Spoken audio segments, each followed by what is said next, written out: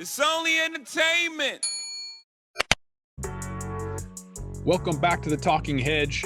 I'm Josh Kincaid, Capital Markets Analyst and host of your Cannabis Business Podcast. Today we're taking a look at Brightfield Group, looking at the CBD report mid-year 2021. Is it an industry or just an ingredient? To help us answer that question, Katrina Glogowski, angel investor and attorney. Thanks for being back on the Talking Hedge. Thanks, Josh. Yeah, so let's dive into this report for Brightfield Group.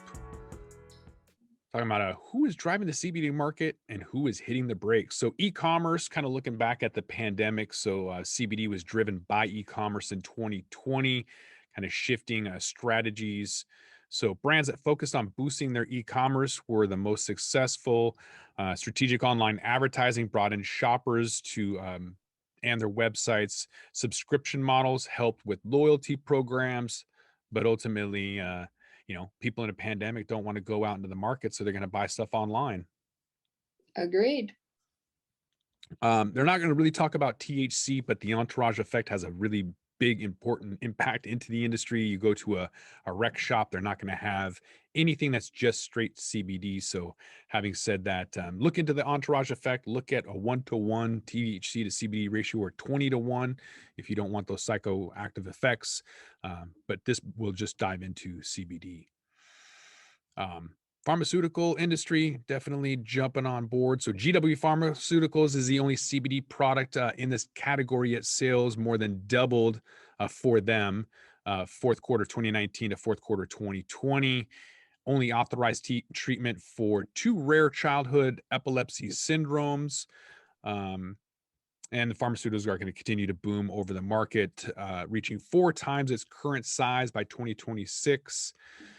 And the reason for that, in my opinion, is that GW Pharmacy, now owned by Jazz Pharmaceuticals, has the money to do that. Like if other people, like Charlotte's Web, they could probably prove their efficacy for their drugs help as well. But it's so much money, no one can really afford to do this.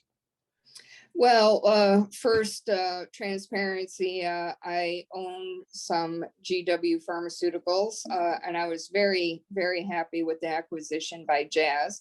But the backstory to GW Pharmaceuticals is they had actually been selling this in the EU for some amount of time before they entered the US market. And when they entered the US market, they went straight for the gut of FDA approval. And they did it on purpose, and that was their plan the entire time. And they were successful, and good on them. So Millennials and Gen X, they're driving the market. Millennials and Gen X account for over 2/3 of CBD users at 71%. So maybe this is anxiety. Maybe this is them having to live with their parents and trying to cope. Different reasons for different folks, but the word of mouth is the most popular outlet for initial CBD awareness among both generations. And I would say like people are getting their financial advice on YouTube, which blows my mind that people are doing that, but they just don't trust regular news outlets. And I think cable is decreasing in popularity anyways. So between those two things, I think they're going to be looking for word of mouth or, just like the cannabis industry isn't looking for pharmaceuticals industry to tell us what's happening. We're looking for anecdotal evidence. I think a lot of these kids are looking for anecdotal evidence from their friends and listening to that more than news sources that are no longer trusted. Right. This is both a plus and a minus. First of all, when a friend recommends a product to you, you are absolutely more likely to follow that advice. But secondly, there's no science behind it. And just because CBN helps you doesn't mean it's going to help me. And that's both a plus and a minus, Josh. Mm-hmm. Roughly 1 in 5 consumers are not using CBD because they don't know enough about it. I've got a cousin who hates flying, but he wants to use Crantum because seems to be more like more natural. I'm not really sure why he uses Crantum instead of CBD, but he's one of those folks who don't know enough. He thinks it still comes from THC and is a little bit nervous of maybe failing a drug test, even though he doesn't get tested. Like I said, no science when you're talking to your friend. Yeah. Yeah. But what's driving the market is those young folks. So hopefully more millennials will be talking to their parents and their grandparents and kind of getting people more educated using word of mouth and spreading the word. Cannabis legalization is probably also helping, but like I mentioned, you're not going to get any straight CBD in a lot of these rec stores because of the way the laws are written. It has to be cannabis or THC only. So unless it's cannabis derived CBD, you're not going to find a lot of hemp derived. So I don't think there's a lot of difference, to be quite candid with you, between THC and between cannabis derived CBD and hemp derived CBD. I don't think there's a lot of differences there. Would you agree with that? I agree. CBD is a chemical compound. Cannabis derived CBD, hemp derived CBD, synthetic CBD, a chemical is a chemical. Mm-hmm. Yeah, regardless of where it's coming from, a lot of people have that medicinal connotation to it. 91% of Americans say that cannabis should at least be legal for medical use. That's crazy, 91%. So that's up substantially. Not really sure how much longer the feds can hold back on that. So cannabis dispensaries, new legal markets also selling CBD. Not in Washington, they aren't. So that's not a thing. They are selling 1-to-1. I think that's a phenomenal ratio. If you're looking for some euphoric, energetic, uplifting experience, a 1-to-1 CBD to THC ratio is amazing. I really like it. I would advise you try that. Distribution trends show that 64% ration cannabis products. 64% of the ratioed cannabis to CBD products. That makes a lot more sense when you say it that way. When you read the word correctly, that makes a lot more sense. All right. Yeah. So the ratios with higher amounts of CBD intersect the two cannabinoids. So yeah, it's not all about the percentage, right? These are terpenes that give you the direction you want to go. The percentage only gets you there that much faster. So look at terpenes, don't look at percentages. They aren't going to get you to where you want to go. 90% THC doesn't mean anything. Are you going to get myrcene, which puts you on the couch, or are you going to get pinene that, encourages you to mow the lawn? It depends on what you're looking for. Percentages aren't going to do anything though. Agreed. So the pandemic hit the brakes on brick and mortar, prevented a lot of consumer discovery. So I would definitely add that, a lot of these folks, whether they're famous musicians, athletes, they got into drugstores and distribution centers and, 20 stores, 100 stores, whatever, they're still not making any sales. They're still not doing well. They have maybe 2-3 product SKUs. But without the marketing, the advertising, people going into the stores, it doesn't matter. So if they're going to go online to a CVS, Walgreens, Rite Aid, whatever, are they going to find your product? Are they going to are they going to, see the traditional cues and say, I relate to that brand, I'm going to buy that brand? I don't think so. I don't think it's there. They're just kind of going into the stores. They're finding out the highest milligrams, that very novice introductory method of buying. It's the highest milligrams of CBD and buying it. So unfortunately, people need to get into the stores and interact a little bit more, even though the employees have no idea what they're doing either. Probably better than just buying some of this and thinking that it's a snake oil when it doesn't do what you want it to. Right. Well, that doesn't surprise me based on this graph, Josh, that most of the sales occur at a specialized CBD retailer that can take the time to educate the consumer about the product. That also goes for the natural food store, the vitamin store, and the pharmacy, which are very high numbers on this chart because of the educational component. And then for those of you who can't see the chart, there's only 8% sales at the Quickie Mart. And that does not surprise me at all, because the Quickie Mart guy is not going to explain the terpene profile to you. Right. Yeah, the smoker vape shop is probably people who already know what they want and they're going there out of convenience. The novice people going for convenience for gas stations too, but they don't know what they want, which is why, a third are going to dispensaries and another third are going to specialty stores, is because they don't really know what they want. I was talking to my mom over the weekend, and she was looking at CBD for sleep, but she doesn't know anything and won't go into one of these stores without me. Even when I asked her if she wanted to go, she's like, "No, I don't want to go right now." so, so there's still some hesitation with a lot of people, even though, some of us have been talking to, our folks, for a long time. It's Yes. still going to take some time to get them comfortable with that. Maybe in a more form that they're used to, like a gummy or a tincture or a capsule that they're used to. Gummies being the highest form, followed by tincture, both at 45%. Yeah. Well, they have to do an acceptable, I mean, nobody wants to smoke CBD, right? Uh, First of all, smoking is bad. Second of all, smoking looks like a drug. If you chew a gummy, it looks like a vitamin. If you put some drops in your coffee, that sort of looks like medicine. Certainly, the capsule has medicine connotations. So you got to educate the consumer, but also win over the consumer.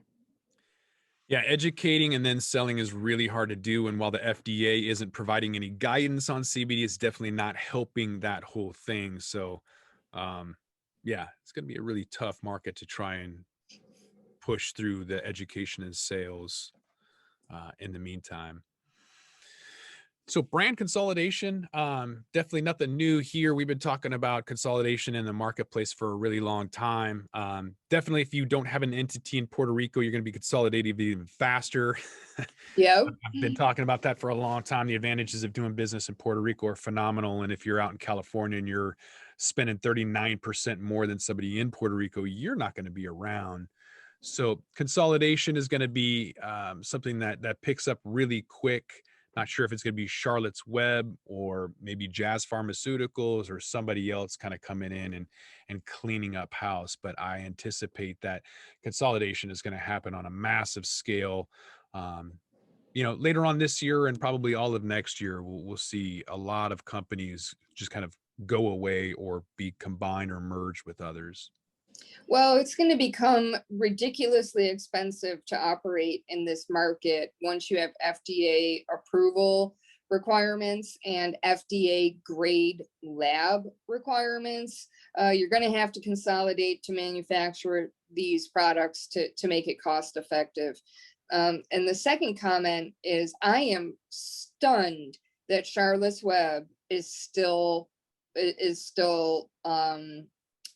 independent. I would have expected a Jazz Pharmaceuticals to come in and take Charlotte's Web straight out of the gate. I'm very surprised that hasn't happened, and kudos to the Charlotte's Web guys for standing tall.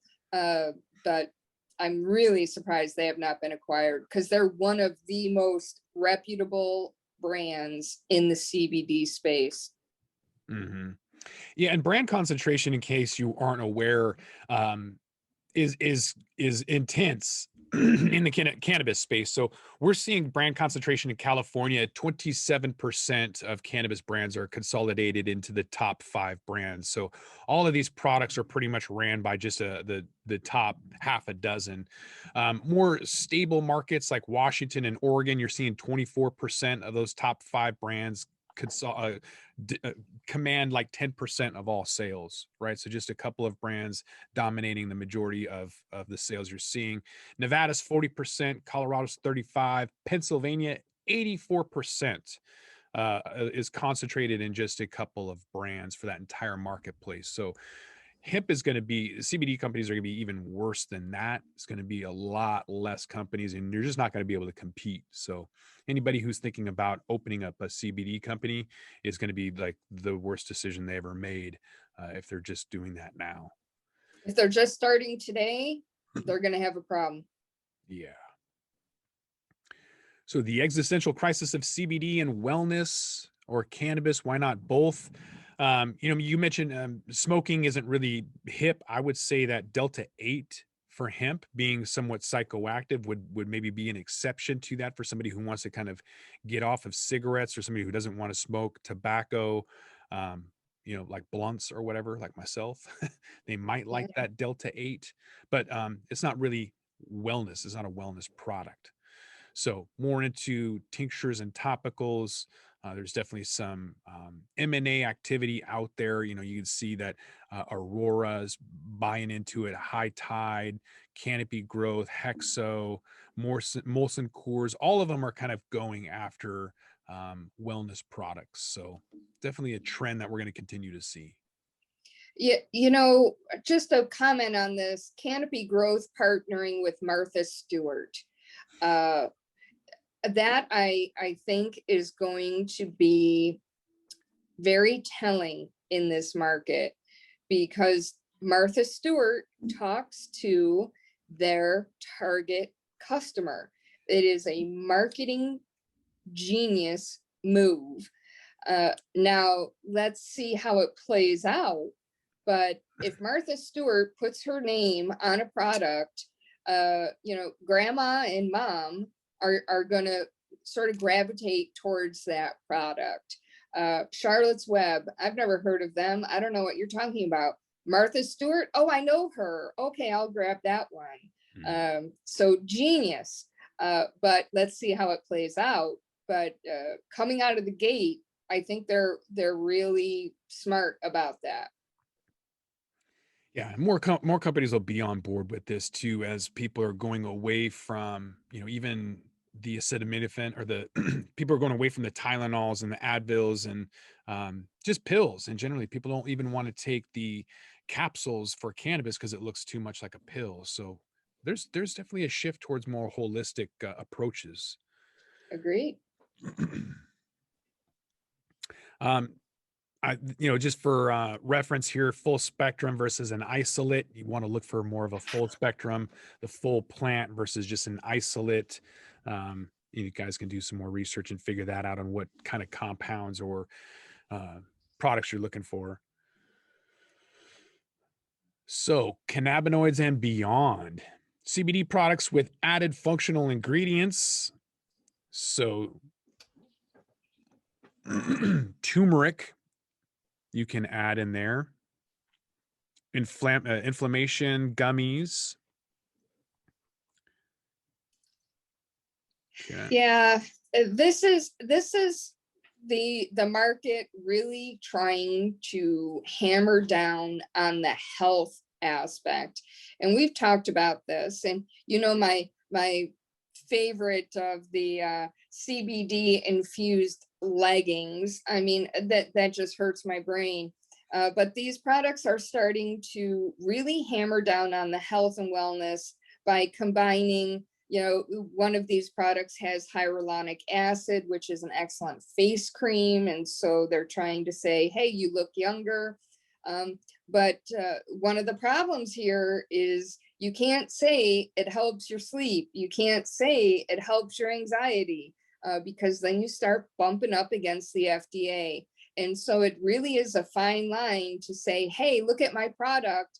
My product can help you with your anxiety, without saying this helps you with your anxiety. It's a very fine line, Josh. So here's that workaround. A brand can't say CBD helps with sleep, but it can say melatonin plus CBD helps with sleep. So maybe that's the whole workaround there. Melatonin is going to give you a kind of a hangover effect. If you've taken it, it's going to make you feel really lethargic and groggy. For some people, I guess not everybody. But yeah, maybe if you have that CBD mattress, that's going to be what helps you. The CBD mattress? Yeah, Kyle Turley just got a CBD mattress, ex-NFL player. So I'm curious to see if that's helping him or not. But yeah, this CBD leggings and mattress and everything is crazy to me. It is to me too. So yeah, you've got melatonin and CBD. You have weight loss supplements. You have immune supplements. And so maybe if people start looking at it with daily care probiotics or other solutions, immune support, As long as they start talking about the endocannabinoid system, right? The ECS system, we don't have an Advil system or an ibuprofen system, and you don't have to know what the CB1 receptor cell is in order to understand the entourage effect. You just have to know we have this endocannabinoid system that requires cannabinoids like CBD to run on your system. Your endocannabinoid system runs your immune system, it runs your digestive system, it runs all of your systems. And if you don't have cannabinoids, you can't really expect it to run efficiently. So maybe that's kind of the education or the takeaway from all of this is yeah, maybe you should just have more cannabinoids. Josh, I don't know about you, but whatever Martha Stewart tells me to do is what I'm going to do. Yeah. Well, bad news is Drake just got canceled. I think he was supposed to do something with a Canadian brand, and they just said, nah, never mind. We're gonna stick to Martha Stewart and Seth Rogen and Snoop Dogg. So some key takeaways: the future of US CBD market may be unclear. There's no denying consumers are interested in the cannabinoids from both the wellness and cannabis perspective. CBD brands should continue to expand their product offerings to increase growth potential with and outside of CBD products and channels. The connection between cannabis, wellness, and CBD becomes increasingly important as mergers and acquisitions heat up.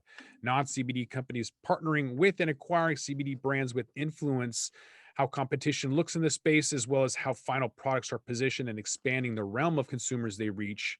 An influx of wellness-focused CPG dollars will expand horizons for CBD. Once legislative issues are worked out, distribution channels, relationships already forged by wellness and cannabis brands will increasingly shape how, when, and why people buy CBD. The bottom line, CBD industry is poised for stronger growth in 2022 with customers returning to brick and mortars as the pandemic ends and disposable incomes giving up. The CBD market is expected to see a rift through the end of the year for the brands that have survived the pandemic. With regulatory guidelines expected towards the end of 2021 and early 2022, expect to see explosive growth through brick and mortar as ingestible products hit the shelves of chain retailers around the country. Do you think a lot of that will happen with going back to work? People taking CBD edibles to have a longer lasting effect for that anxiety that they haven't had in year and a half?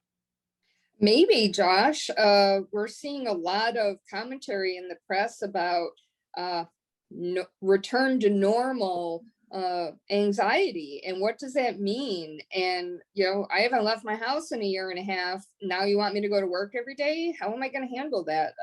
Maybe CBD is the answer there. I don't know that, but there's certainly a lot of chat about that. And maybe you just need to say on your package, helps you get through the work day.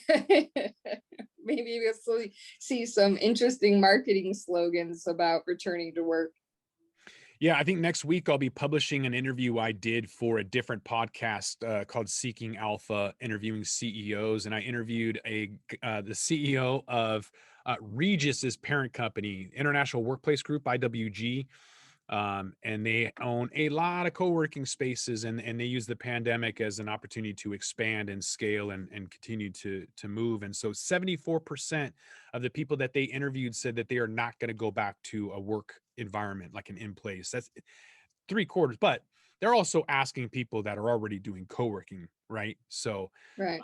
but I think if you kind of look at that, and if it's even a fraction of that, a quarter of the employees will not go back. It's going to be substantial. I think ultimately, regardless, people don't want to go and commute. That was the number one reason. They don't want to spend 20% of their day commuting to work when they don't really get paid for it. If they have to, I think you're going to see road rage. That's going to require CBD. Talking to your boss, that's going to require CBD. And then interacting at the water cooler, that's going to require CBD. And then when you realize you're only halfway through the day and you can't get up and take your dogs for a walk or whatever, that's going to require CBD. And then you got to drive back home, so that's going to require CBD. So I would expect sales to explode as people make that final decision, like, nah, I'm not doing this anymore. I'm not going to work. I'm not commuting. So I would expect to see that explosive growth before people realize, like, nope, not going back to work. I do expect a trend similar to that. because it is an adjustment. And just like we saw cannabis sales do better than originally anticipated with the pandemic, they do flatten out, and they do normalize, and we'll see CBD normalize. But I do expect an initial spike as people try and deal with the return to work, Yeah, and one way or the other. we'll cover a follow-up in 3 to 6 months. So check back at beginning and end of fourth quarter, and we'll definitely do an update on this and see exactly where we're at as a whole, where the country is at. I'm expecting a big shift to work from home permanently. I know my wife works for a huge tech company here in Seattle, and she doesn't want to go back, but they all do. And now that there's a pushback, now that Facebook officially said we're not going back, and then there's going to be people who follow and maybe want to work at Facebook now and didn't before, just because of that policy. I would expect a lot more of these tech companies and then banking and everyone else to follow suit when the employees start making that decision for them. They're trying to say that their culture is this workplace, we're workplace culture. Like, no, you're not. You're whatever your employees say you are. So we'll see how long that lasts. If companies like Amazon want to continue to have work from home or work in the workplace, their culture is going to die just as fast as Microsoft's did. I wouldn't work at Microsoft if you paid me $500,000 a year. It's a zombie culture. And if Amazon wants to follow suit, their culture is going to die just as fast. So I would advise anybody listening to take some CBD and work from home. That is it. All right, Josh. We understand that you don't want to commute. No. I also don't want to see some of these companies lose their culture, but it's going to happen. It's going to shift, and I think we're going to see it right in front of our face. So just a matter of time. I agree. I do not think that we are looking at spending 40 hours tied to a desk going forward. I just don't see that as a reality. And if you need CBD to help you get through that, Monday morning stand up, then that's what you need to do. But I really do not see 40 hours tied to your desk anymore. I don't think that's a viable model.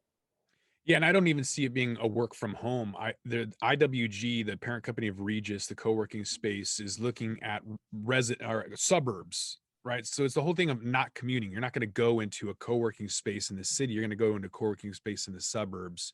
So it would be interesting if an Amazon bought WeWork, for example, for that purpose of allowing people to be able to go to a central location all over the world and have all these individuals. I kind of see that as being the new norm. Definitely not going back to the workplace, so that is not the new norm. But I don't know. You have to come back to the Talking Hedge and find out. All right, with that, we're going to roll this one up. I want to thank my guest, Katrina Glogowski, angel investor and attorney. Thanks for being back on the Talking Hedge. Thanks, Josh. I'm Josh Kincaid. This is the Talking Hedge. Don't forget to like, share, and subscribe, or don't. And I'm out. Don't forget to smash that like button on your way out and check out these other videos that we've got.